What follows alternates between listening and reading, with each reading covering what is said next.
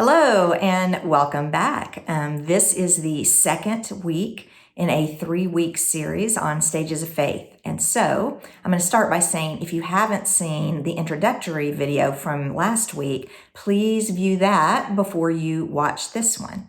And the other thing I'm going to let you know before we get started in our information is last week I showed you this chart.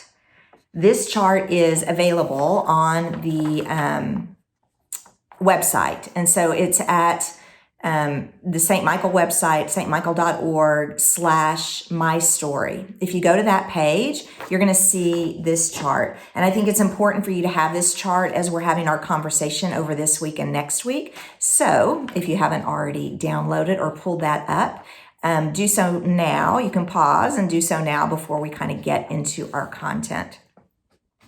I want to remind you that I am Mary Lessman. I am Associate for Spiritual Growth at St. Michael and All Angels, and I'm really fascinated by this topic of the stages of faith. And we talked a little bit about the introduction last week about why this is important. So today we're just going to get right into the stages. We're going to do 3 stages today, and we're going to do 3 stages tomorrow. And I'm really interested in the final stages that we do for today and the first stage that we do for next week, because that's where most of our people are living. Most of you and me are living.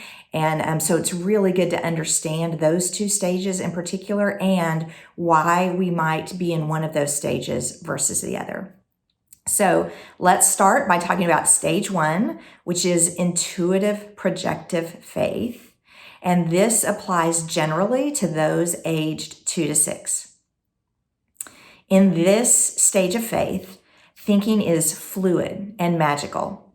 It has an episodic flavor in which associations follow one another through imaginative processes that are not constrained by logical operations. Even in our more secular time, religious symbols and language are so prevalent in our society that virtually no child reaches school age without constructing some image of God, regardless of religious instruction or even being raised in an atheist environment. Old Testament stories are very impactful at this stage of faith. So think about the children's Sunday school curriculum and think about when you were a child and what you remember about the stories and what you learned. This is where we hear a lot of stories like Noah and the Ark, Moses and the parting of the Red Sea, David and Goliath, Jonah in the whale or the big fish. All of those were really salient stories for us at that stage. And we usually remember those more than we do actually stories about Jesus in the New Testament. These stories provide examples of faith lives and interactions with God. Children love and desire stories of death and poverty and treachery, just like those that you can find in fairy tales. Think of the popularity of Grimm's fairy tales, right? That kind of have an edge to them. They're also very affected by the faith understanding of the parents and the important adults in their life, which makes sense. So to the extent that God talk is happening around them and stories about God are being told around them, children are also kind of taking that in too. At this stage, we can share stories and symbols and images in ways that are affirming of love and faith and courage. And this is a way to help form our children at this stage. But we can also do these things in ways that give rise to fear or rigidity or the harm of souls, both one's own and the souls of others. So how we speak about God is very formative in terms of the image of God that our young children have. We can help formation at this stage by allowing children to freely express, both verbally and non-verbally, the images that they're forming about God. So this is one of the reasons why curriculums such as Godly Play and Catechesis of the Good Shepherd are so wonderful for children, because they tell these stories in 3-dimensional ways, with all these manipulatives, so that it's very visual as well as oral. And then at the end, part of that curriculum is asking children questions about the story they just heard and what that tells them about God. And so them being able to kind of process and tell and then be guided in understanding that by an adult is just a wonderful gift that we give our children. So if you do not currently have your children enrolled in our Sunday school classes that provide these, I really encourage you to do so. It is really primary and instrumental in their faith development. Okay, so let's now talk about stage 2, which is mythical lyrical faith. In this stage, we are, and this is for generally for ages 6 to 12 is what we're talking about in this mythic literal faith. We work hard at sorting out the real from the make-believe in this stage. It's characterized by the ability to bind our experiences into meaning through the vehicles of story. So again, story is very important at this stage. The capacity for and interest in narrative makes our school-age child particularly attentive to the stories that speak to the origins and important experiences of their family and community groups. So being in church and kind of being part of the liturgy and then actually having explained to them what the parts of the liturgy mean and what's going on there and how that connects us or represents God is an important formative part of this stage. So again, I'm going to give a shout out to curriculums like Godly Play and Catechesis of the Good Shepherd, which not only tell the stories, the Bible stories, but also have stories that go through our liturgical actions. There are stories about Lent. There are stories about Advent. There are stories about Holy Communion. And so in all of these different stories, we are unpacking the liturgical elements, these kind of mysterious elements that are holders of God's presence. And we get to explain that to children, and children get to do that same questioning so that then they can understand and own it for themselves, right? Think of life as a river. In stage 2, in this stage, folks view themselves from within the stream, in the river. They're not able to step out onto the bank and reflect on the river. So meanings are trapped in the story. They're not yet able to draw conclusions apart from the story. So whereas later we get very much into metaphor and symbolism and things that then we can extrapolate to other bigger meanings in life, at this stage, they are not able to apply what they know from one story to other situations and realities, which is why a varied experiences of stories and an explanation of meanings from those particular stories is so important, because they're not able to just jump from A to B to C. They have to have all of those presented to them. In this stage, again, ages 6 to 12, symbols are understood literally. And they have a very anthropomorphic image of God. Again, underwritten by some of our most favorite Bible stories. A lot of stories in Genesis and in the early books, especially from the J writer, are very anthropomorphic centered in terms of reflecting God. So we have the creation story where God walks with Adam and Eve in the evening breeze in the garden, right? These are very anthropomorphic images of God. And those are images that speak especially to our young people as they're in this stage of faith. And they have an understanding of reciprocal justice. So for them, good gets good and bad gets bad. It's very clear in black and white. And quite frankly, this is once again affirmed by parts of Scripture, especially if you go back to the early writings in the Old Testament that are under the editing of the Deuteronomic writers and editors. Their overarching theology was, if you do good, you get good. And if you do bad, you get bad. And so a lot of our early stories in Exodus and Numbers and getting into Joshua and Judges are all kind of building on this Deuteronomic theological understanding of, if you do good, you get good, and if you do bad, you get bad. And these kind of stories speak strongly to folks in this stage. And even God is bound by this law of reciprocity. So I'm very briefly going to read you a passage from again, Stages of Faith by James Fowler, which is what I'm basing this presentation on. And so Mrs. W is a grown woman, and she is Catholic, and she's talking about some things that are important to her in understanding her faith. Now she says, I have a little picture of the Pope. Oh, I have great faith in him, the Pope, Pope John. And over my sink, I have a picture of him. And every day I say an Our Father, a Hail Mary, and a Glory be to God. And then when I need it, it's in the bank. And now I have my children doing it when they're walking to class and all. I say, build up your bank account. And when you sit in the dentist chair and it goes, ooh, you just say, open the bank account, and out it pours and it works. Well, if you get in a mess, you have that bank and it will open up and it will help you through the mess. So she kind of has this image, our Miss W, of being able to bank up this account with God through prayer, and that when she needs that bank account, she's able to draw on it. So she's kind of using that theology of holding God to this reciprocity as well. Because she has built up these prayers in the bank account, God owes her to be available to her to the extent that that bank has been filled up. In this stage, again, this stage 2, the person takes on for himself or herself the stories and beliefs and observances that belong to the community. The episodic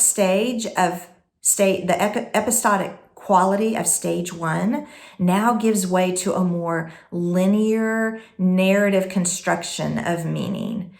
And so while, again, they are deeply affected by the narrative, they cannot step back at this stage yet and reflect on it.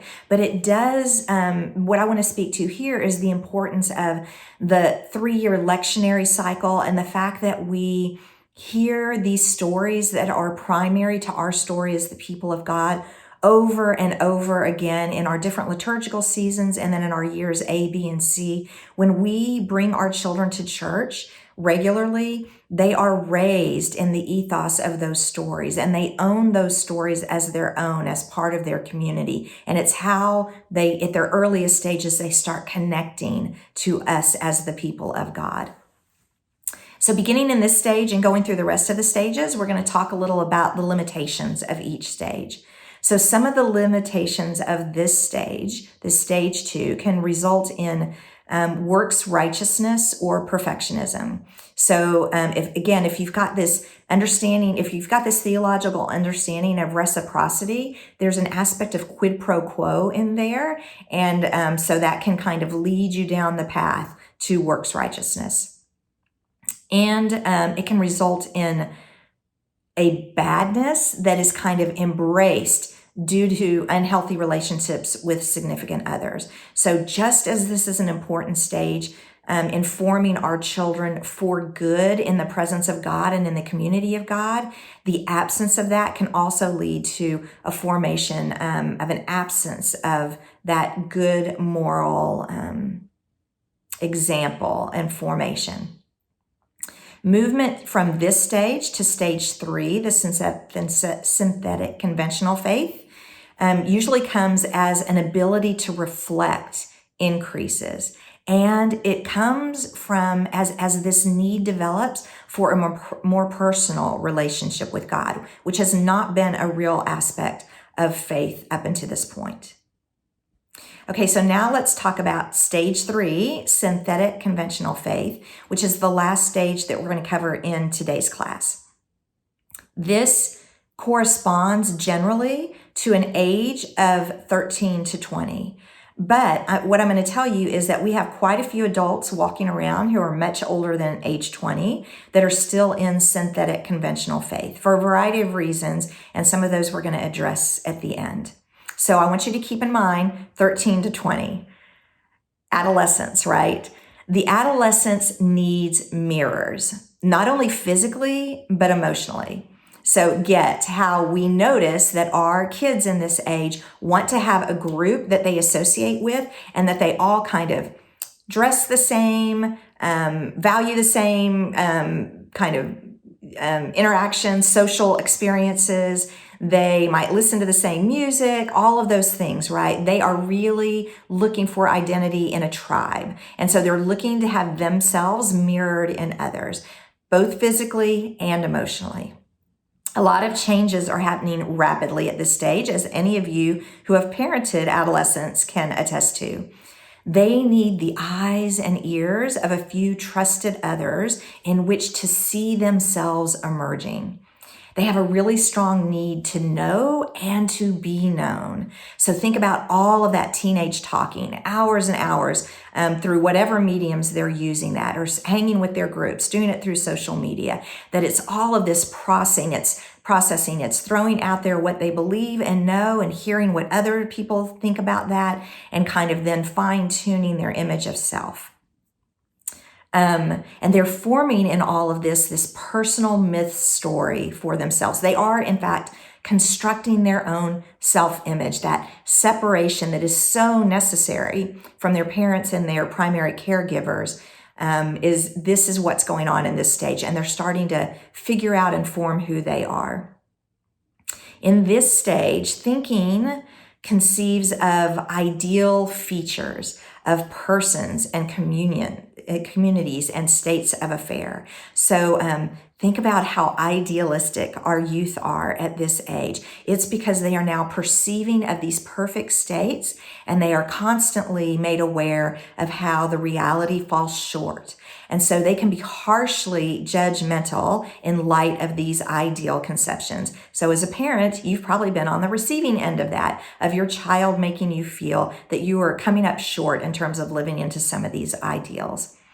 One of the reasons that it's difficult for us to find really good folks to teach our youth at church is that youth want honesty, and your life better match your words. You have to be willing to talk about things of ultimate meaning, not to stay just an inch deep at the surface.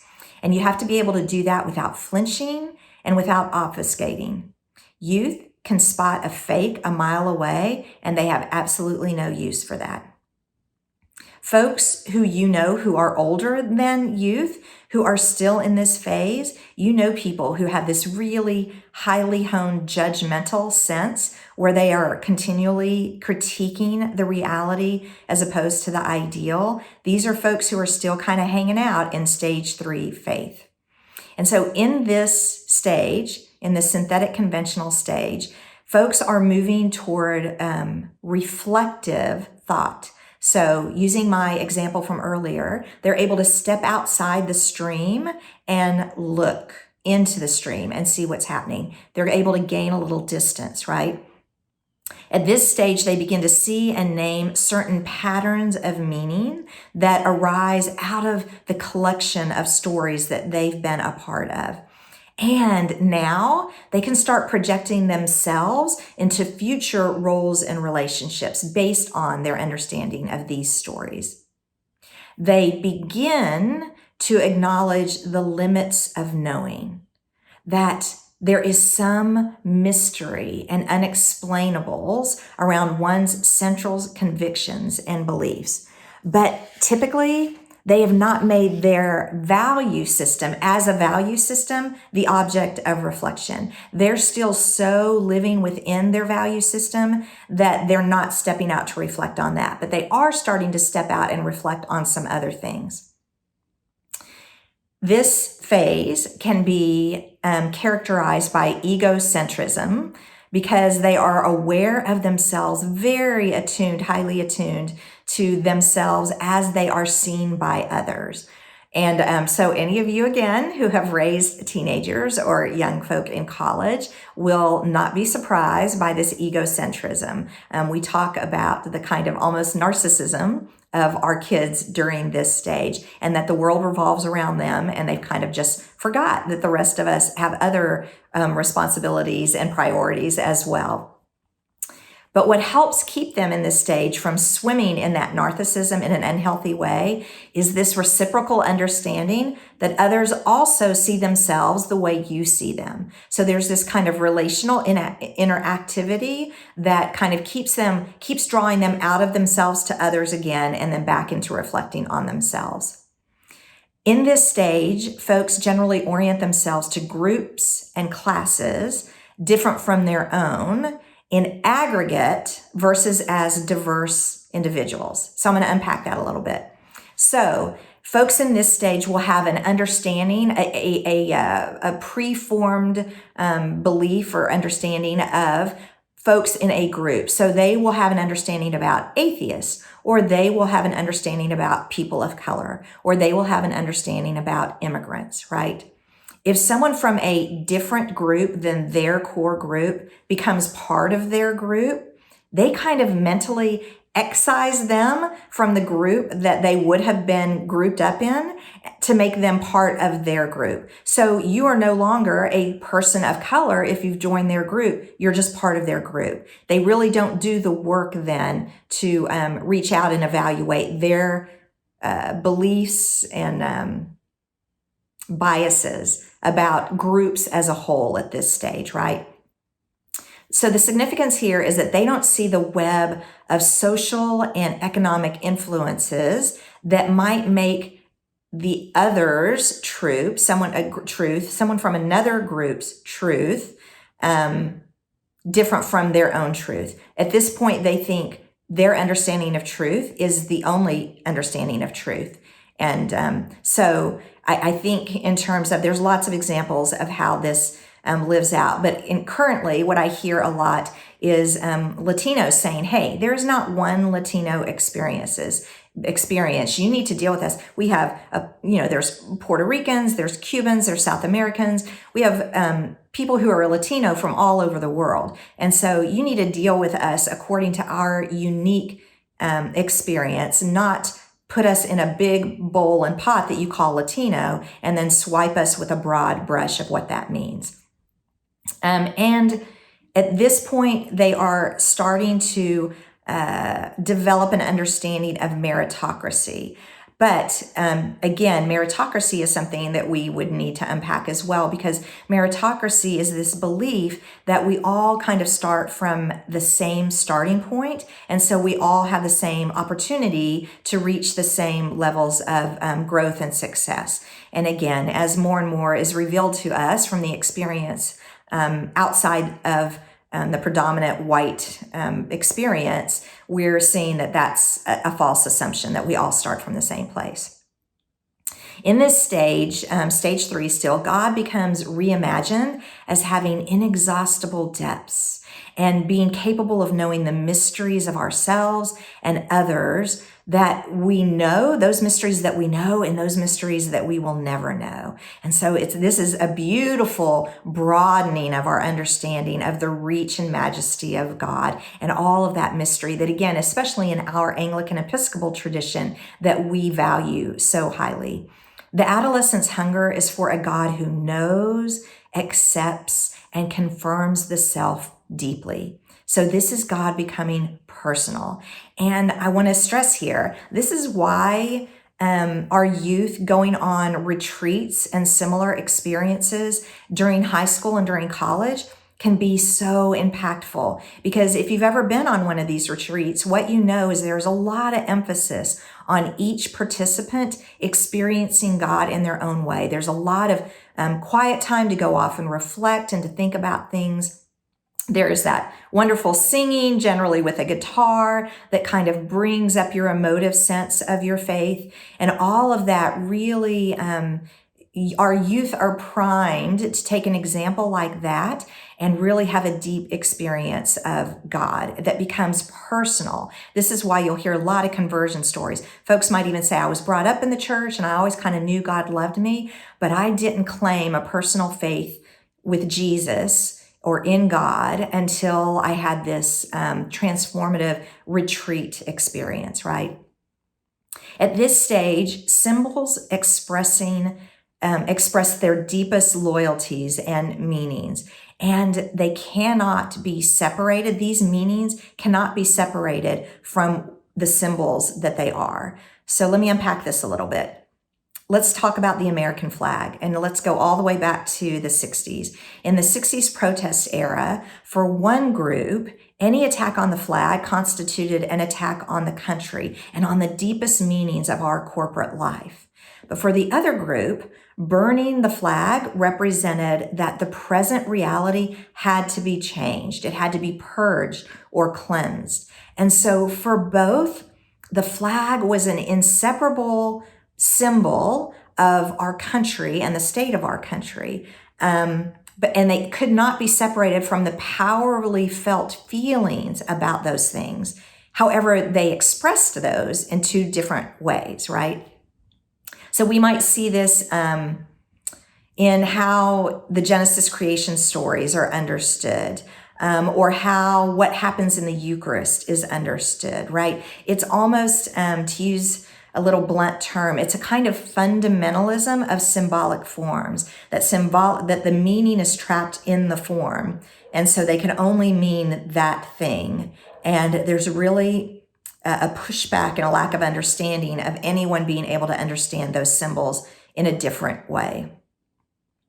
In this stage, when these symbols that are so important become trivialized, the sacred itself becomes emptied.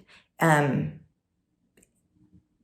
deep meaning that was part of the symbol, when those symbols are made to be meaningless, whether it's through a respected person in your life claiming that they're meaningless, in whatever ways that the symbols lose meaning, then it develops a vacuum of meaning and symbolic representation. And that can result in anxiety and neurosis. And it can also result in an interest in the occult and spiritual phenomena. So if our religious symbols are emptied of their meaning, this is when people go looking for spiritual fulfillment somewhere else, or they can in this stage, right?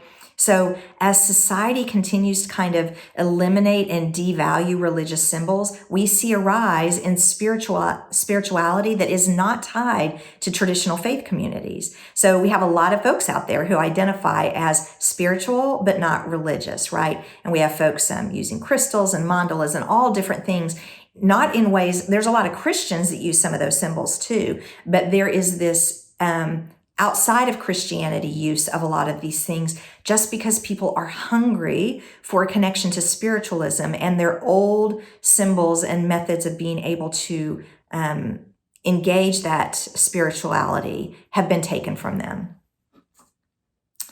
In this stage, authority is located external to the self. And so they is an important factor in faith at this stage. And so they primarily have a tacit system. And what that means, a tacit system is an unexamined system. And so whatever tacit knowing that I have plays a role in guiding and shaping my choices, but I can't tell you how I know what I know that's guiding and shaping my choices. And so basically what we're saying here is that there's a lot of unexamined understandings here that we've adopted because we grew up in households that said things were a certain way, or we grew up in extended families or other societal groups that said things happen in a certain way. And all of that is kind of where our tacit understanding comes before we've really critically looked at those and owned them for ourselves. So while all of this self-realization and building of a personal persona is going on at this stage, the reality is that their values and self-image that are mediated by the significant others in their life have largely chosen them. They have not proactively chosen these things for themselves, which is why it's so important for folks in this stage to have a healthy relationship with their parents and with the significant people in their life.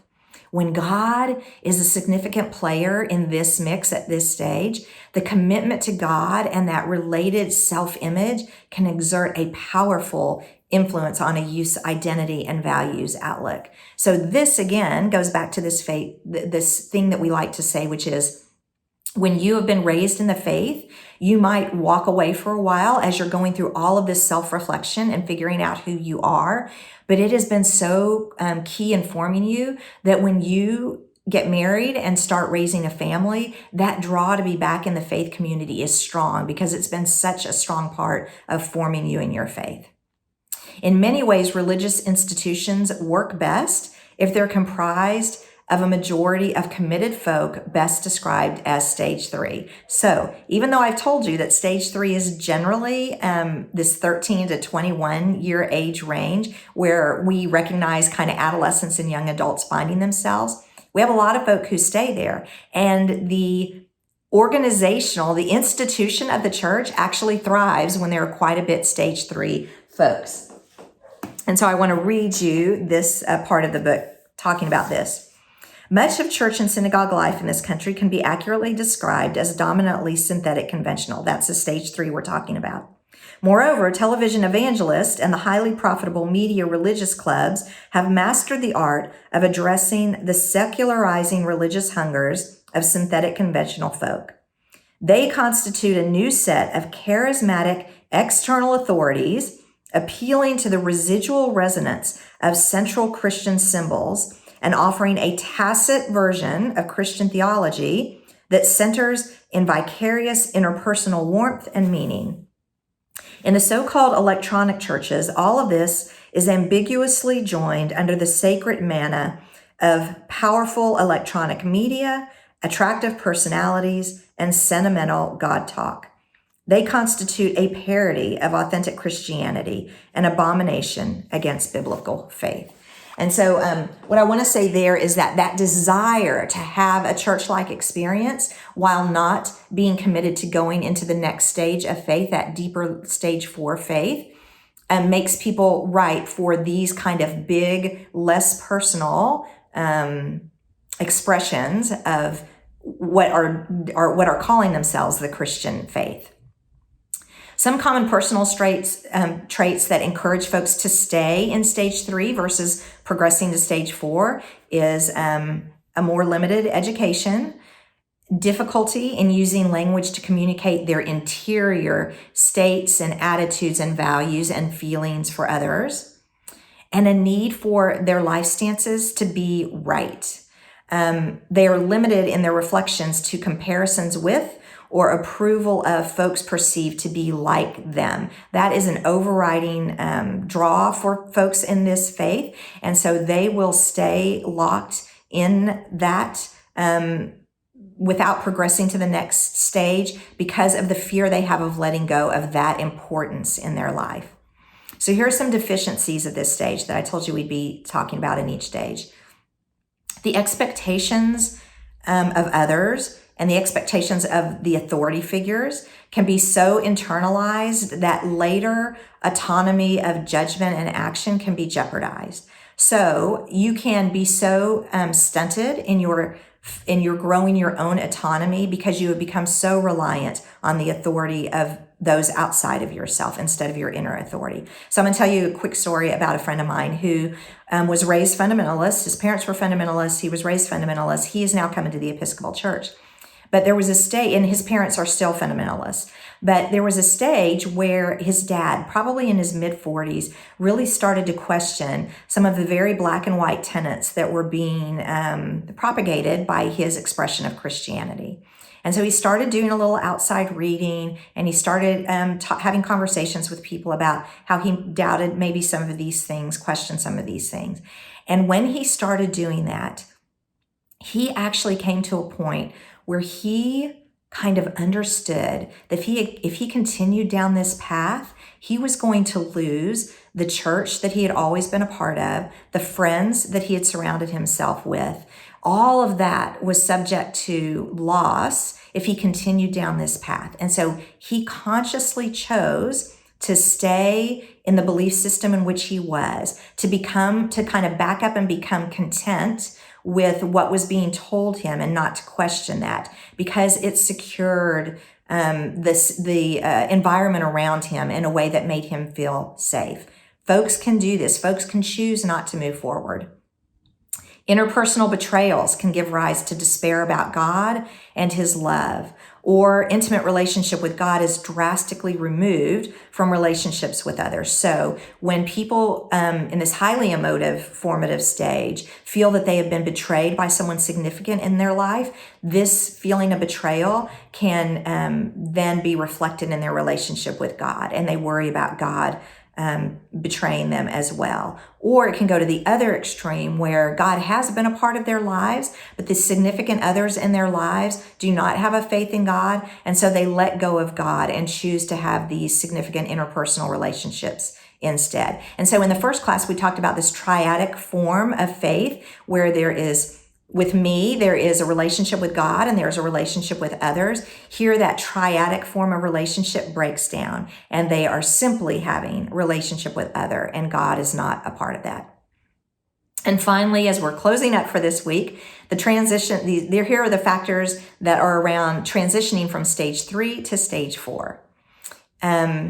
Serious clashes and contradictions between various valued authority sources. So, common one, let's say you've grown up in the church and your church has told you one set of values, and your parents have also been in that conversation. And then you go off to college, and in college, you become part of a group that has a very different understanding of these same values, right? That clash can bring the change from stage 3 to stage 4. Another transition point might be the marked changes in practices that were previously deemed sacred and unbreachable. And so a great example of this are some of the changes that the Roman Catholic Church has made. So think about in the middle of the last century when the Roman Catholic Church moved from doing the Mass in Latin to the Mass in the vernacular. And then they went to a place where they no longer required the abstinence of meat on Friday. Things like this, things that were really core to one's religious value system, if those things are loosened by the authority, that can also open up this space where you might transition from stage 3 to stage 4.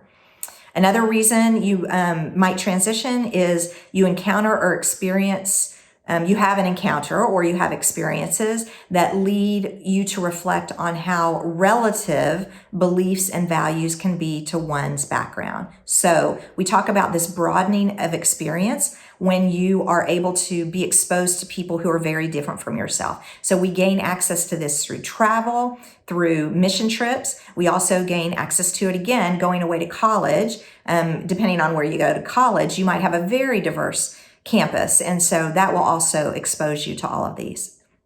And then 4, which kind of gets back to this whole thing we've been talking about, this experience of leaving home, either emotionally or physically or both, can precipitate the kind of self-examination that gives rise to a stage faith transition. So again, going off to college is a major example of this. And it's why we talk about how the college experience is not just about learning and knowledge. It's about growing into yourself as an adult. It's that transitioning from childhood and adolescence to adulthood, right? And so it's not just for education.